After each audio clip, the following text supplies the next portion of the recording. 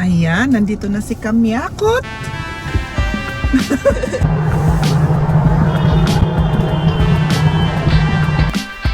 Muntik na kaming madisgrasya. My goodness. Huwag kang magalit. Ang ganda ng araw ngayon eh. Gray ang panahon. Gray rin ang mukha ko, Mal. Kaya siya naka-high blood kasi masyadong malapit daw yun. Good morning! Good morning, magandang umaga sa inyong lahat. Dito na naman kami sa sasakyan. Hinatid namin si Liam.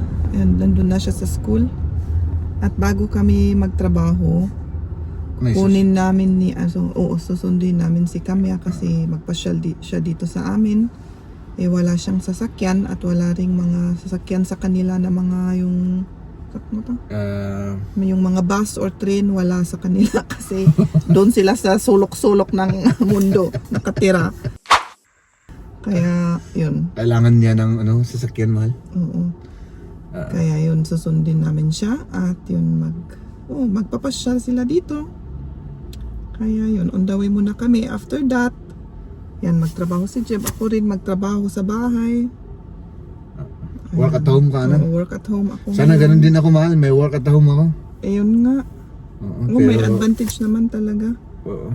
Kung pwedeng Pero magtrabaho kailangan sa bahay. gawin mo yung Syempre, trabaho. kailangan gawin mo rin, of course. Hindi po pwedeng, hindi po pwedeng pabanjing-banjing ka, Kailangan may tapusin ko rin yung trabaho ko. O may nagja-jogging dito, naka-short pant.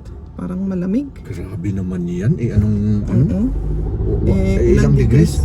5 5 degrees? naka-short pa na. Ay, oh my goodness, mga... Hindi pa siya nag-blink. Basta nag-ganon lang. Oo. Kinat ako dalawa pa sila. Dalawa? Yung taxi at yung Mercedes-Benz na yan. Pakita mo. Pakita mo. Baka Yan yung dalawang yan. Taxi, yung yellow at Mercedes-Benz. pagalitan ko yung mga yan. Huwag ganun. Huwag kang magalit. Oh, high blood Ang ako ganda ng araw ngayon eh. Sabagay, sisirain ng mga nagkakat-kat na mga yan. Hampasin ko yung mga yan ng malamig na hangin. Mag-alas 8 na, marami pang mga sasakyan. Papunta pa rin sa work. Traffic dito. Yung tren, ayan. Papunta sa amin. School kasi sa amin, mga kaibigan. School at sa mga offices, yung university. Ayun Maraming yung school kasi dyan sa amin. Sa amin, Lapit. maraming mga yung university, Berufsschule, Fachoberschule, doon sila lahat. Oo. Dito na kami sa highway ng yung mga baryo, papunta sa mga baryo. Tignan naman ninyo yung weather, hindi maganda. Gray ang panahon. Gray rin ang mukha ko, Mal. Ganon talaga dito. Kahapon at least medyo may araw pero umuulan din kahapon. Pero ngayon talagang gray na gray. Ayan. Pero Tanungin mo naman ako kung bakit gray yung mukha ko. bakit gray ang mukha mo? Kasi yung sasakyan sa likod na yan, ang lapit-lapit, parang gusto niya akong itulak. Talagang nakaka-high blood yan. Kaya siya naka-high blood kasi masyadong malapit daw yun. Pag bigla akong nagpreno dito, wala na. Wala na. Wala na, patay na. Medyo maraming sasakyan ang siguro mga nagde-deliver yung mga truck na yun. Kaya medyo matraffic. Pero okay lang yan. Maghintay tayo. Hintayin natin para Mal? Ayan. Para naman hindi natin itulak sila kagaya nung baka maging gray rin yung mukha ng mga yan. Pag napakalapit natin. May 3 truck dun sa harap, nakita ko. Kaya medyo mabagal. Ayan, green na yung grass. Tumutubo na. Paano na yan, Mal? Bakit? Umiinit na yung panahon. Oo. No? gaya ng mood ko ngayon na malamig na malamig. Ba't naman? Ay, oo nga, yung mga, ngayon. Tapos meron na namang traffic, napakabagal. So, ibig sabihin kasi mahal, pag ganyan, ay kailangan mas mahaba yung trabaho ko. Sa bagay. Medyo malate tayo, ano? Hindi naman ako malilate, pero pag medyo later ako mag-umpisa, di later din ako mag-ano. O kaya, sa Friday, ko i-ano yung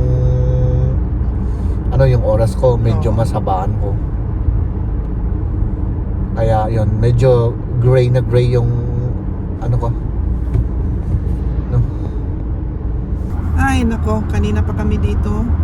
Mal, Palagi kong sinasabi kay Jeb na ang layo-layo. Ang layo-layo talaga. Ay, inubortik na. pwede, kaya natin So, yun, Jeb. Kaya natin yan. I-film mo. Oh!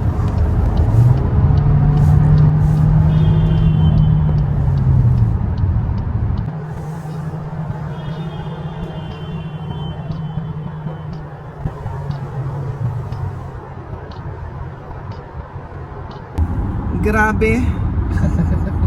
Wag mo nang gawin yun, ah. Hindi kasi ang alam ko naman kaya natin yun, pero ano yung Medyo delikado yung ano kaya hindi nag-ano yung sasakyan. ano Hindi kasi hindi siya yung horsepower niya ba hindi masyado. Oo, akala ko kagaya nung dati, pero alam ko naman na kaya yun. Pero ano yun, delikado yun, Jeb, ah. Oo. Wag mo nang gawin yun, ah. Pero medyo, Ngayon alam mo na hindi masyado yung horsepower nito. Wag mo nang gawin. Ayan, may tumatawag na. kasi yung dati kayang-kaya. Mas malakas yun. Oh, Akala ko parehas. hindi, tignan mo. Ngayon alam mo na. Oo. Okay. My goodness. Nandito na tayo sa peak Peak ng lugar nito. ng baryo. Oo, peak ng barrio. Ayan, malapit na tayo kay Kamya. Doon na sila. Doon. Ayan. Mahal, grabe yung puso ko ngayon. Parang na-trauma na ako dun Talaga. Huwag mo nang gawin yun. I-risk mo yung buhay mo. Hindi ko kasi nakita yung ganito, papunta na sasakyan. Kasi dalawang truck pa yun. Yung inovertake mo. Tapos yung nauna sa atin, dalawa pang sasakyan. Oo nga, Next time, ngayon alam ko na. Oo, ngayon alam mo na. Pangatlong beses ko nang ginawa yun Nakakatakot. Oo. Ayan. Tignan naman ninyo. Baryo talaga tayo na ngayon, baryo. Baryo. Ayan. Dito sa left side. Ayan, dito sila nakatira. Pataas dito.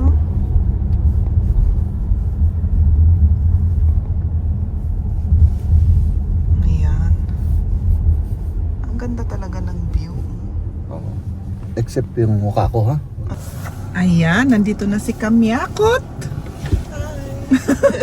At pauwi na tayo sa amin. Ayan. At ikaw mag-ingat ka sa pagdadrive, ano? Ay, syempre, of course.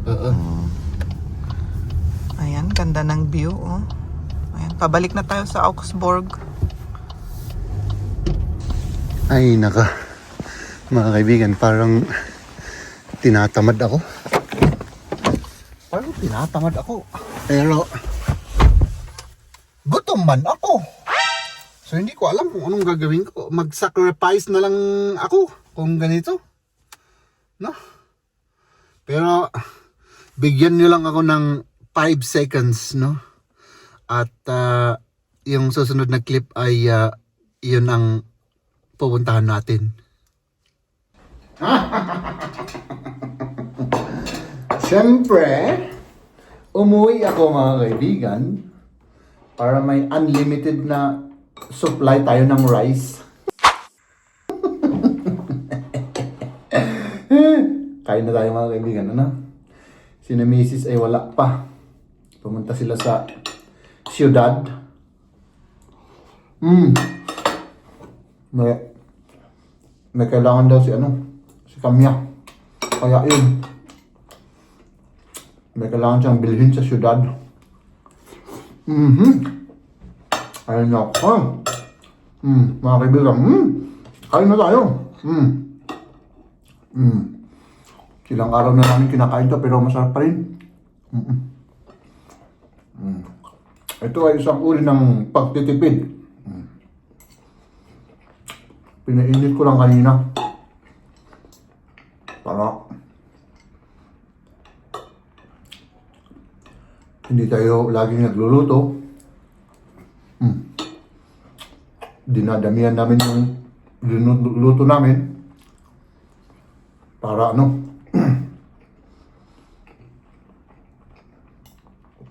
hindi na kami luto ng luto. No.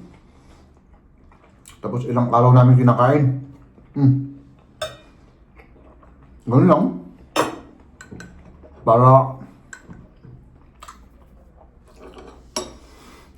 hindi masyadong magastos sa gas, magastos sa electricity. Saka yung oras mo, everyday, lagi kang nagluluto. Di ba? Imbis na luto ka ng luto, maghanap ka na lang ng ibang diskarte para kumita ka ng pera. No? Imbis na nag-aaksaya ka ng oras,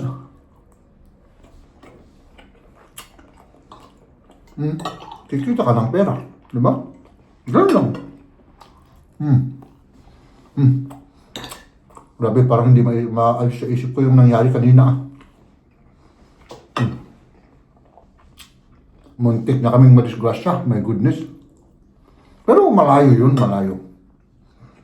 Malayo yun. Diba?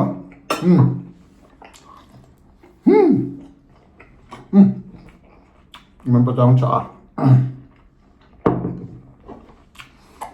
Kainin ko lang to at balik ako sa trabaho, mga kaibigan, no?